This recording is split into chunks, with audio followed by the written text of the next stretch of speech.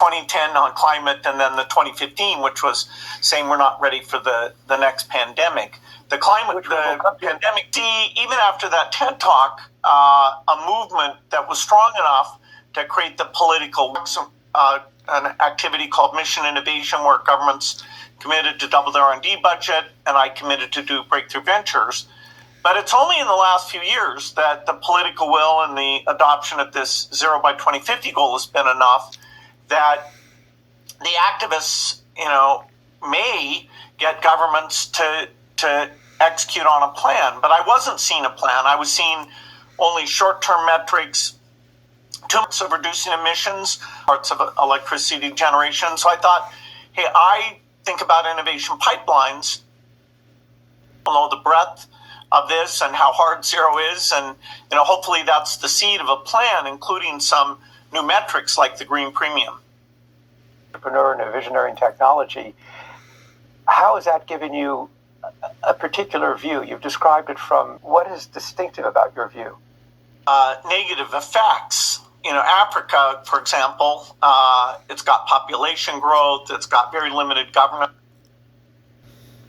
and when you throw in climate change on top of that, that creates instability, which creates war and migration.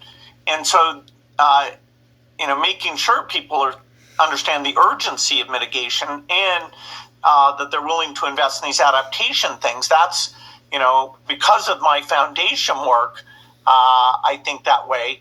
I've also got, my experience with innovation, which in other sectors, in software and in vaccines to save children's lives, things have gone very well as we've been able to organize smart people and create the right incentives. So, people like Smeal remind us this is going to be harder than any other domain that I've ever worked in. And so I have to be, aware that, I'm new to thinking about, steel and cement and grids and those things. But I've tried to map my understanding of innovation into the policy recommendations. Right. And one of the things that strikes me about your book that I wanted to ask you about, a lot of it is actually about engineering, about technology, but it's quite striking. I've been in so many conversations since 2005 when people say to me, hey, what is this? And being succinct on this topic, this is equivalent to getting rid of 10,000 cars on the road or 20,000 households.